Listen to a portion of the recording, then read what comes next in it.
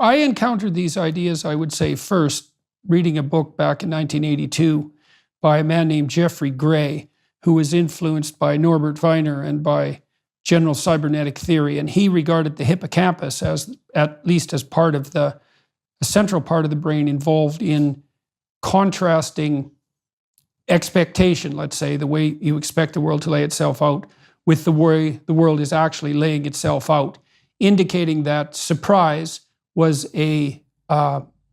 what was the prodroma to anxiety, and that anxiety in some sense was an indicator of the magnitude of mismatch between expectation and reality. So I want to ask you a couple of questions about that, because I thought a lot about Gray, and I thought about Gray for like 40 years after reading his book, and also as a consequence of encountering your ideas much later. The cybernetic model of expectation is predicated on the idea that you lay out an expectation on the world, and the expectation is a model, and then you have incoming sensory data, and the sensory data is the world, and that now and then there's a mismatch between the sensory data and the expectation. And then you have to modify either the representation or the action pattern to reduce that mismatch. But then I thought, well, wait a second, there's a weird lack in that formulation. It's twofold. Number one, it isn't obvious to me that it's expectation. It seems to me that it's more likely to be desire.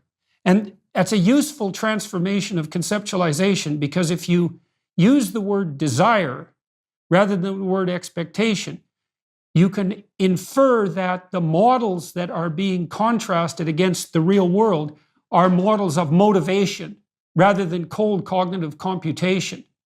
And so, for example, if I'm interacting with a woman who I'm romantically interested in, I'm attempting to bring about the realization of my desire, not my expectation.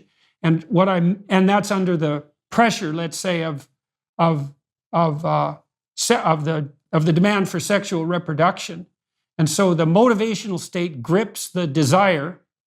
The desire manifests itself as a fantasy, and then the motivation is the minimization of the discrepancy between the actual world and the fantasy.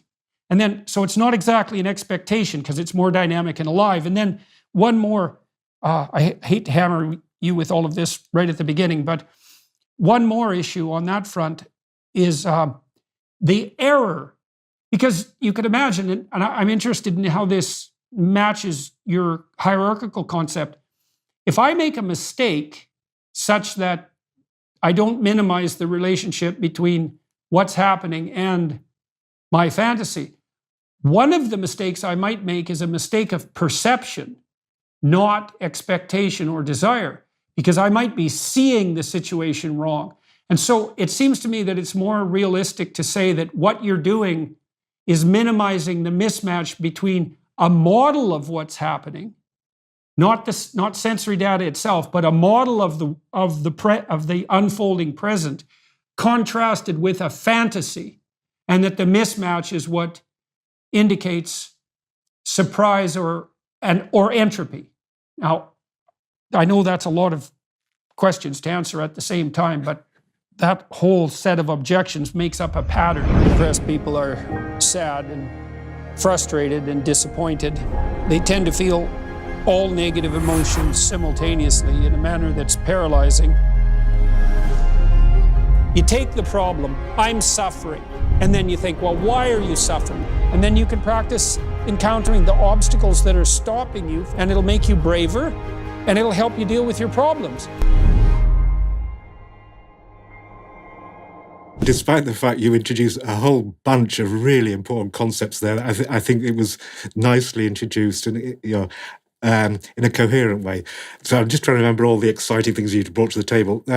So yeah, Jeffrey Gray, a great thinker, in my memory, sort of famed for understanding latent inhibition and sort of how you use these surprise or these mismatches or these prediction errors. And it's interesting that you speak to his conceptual roots in cybernetics, because there's a very, very close connection between the things that we're talking about and the early formulations of cybernetics by people like Ross Ashby. So there's this good regulator theorem, which I think, if your listeners don't know about, I think they'd like, and I think you would like a lot. It's just the notion, and provable notion, that to control an environment, you have to have a model of that environment to be able to couple with, to engage with the environment. The degrees of freedom of your model have to match those of the kind of environment in which you're operating. So I think there's a deep connection there. The other thing, well, many things you mentioned there, you use the word fantasies a lot, and I think that's quite important, because very often I sell the brain as a fantastic organ, literally, because it is in the game of generating the right kind of fantasies. And these are the fantasies, these are the motivated expectations that drive our behavior. But in noting that, you've also made a big move, and an important move. I know it's a move you want to make in terms of our conversation, but just to contextualize why that is such an important move. You're talking about motivation, how our perception and action are all contextualized by motivation and what we desire and what we want and what the preferred outcomes of our acts. That's, I think sort of the crux, and will probably be the focus of much of what we're going to be talking about. But just to say that vanilla predictive processing and vanilla predictive coding does not deal with that. It just deals with sense making. So it's usually in the moment. Right.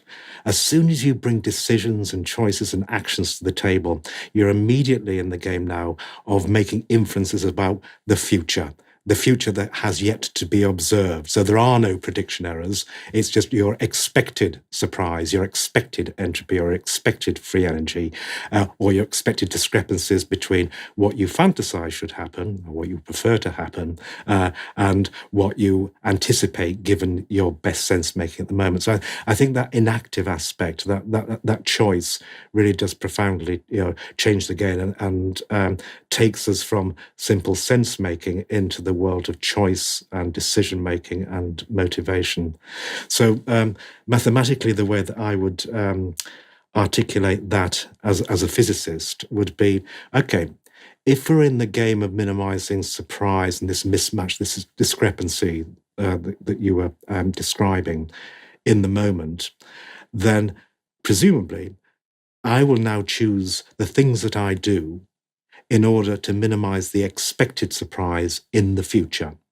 And the nice thing about articulating it like that is that the expected surprise, mathematically, is just entropy.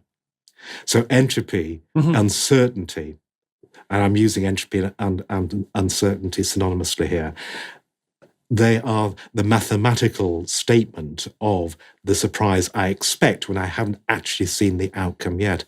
So in many senses, what you can say is that we are motivated to resolve our uncertainty.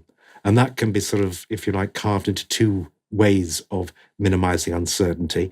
It can either be through choosing those behaviors that resolve uncertainty in the sort of folk psychological sense, watching the news, looking over there to see whether, my fantasies about the cause of that visual flutter in the periphery of my vision was what I thought it was. Was it a bird or a butterfly?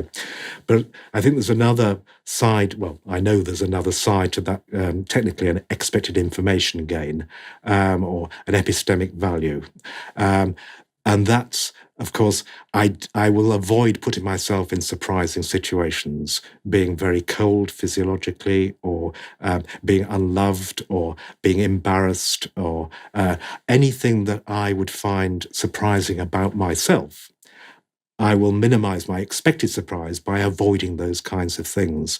And I think that's what, my reading of what you were saying touches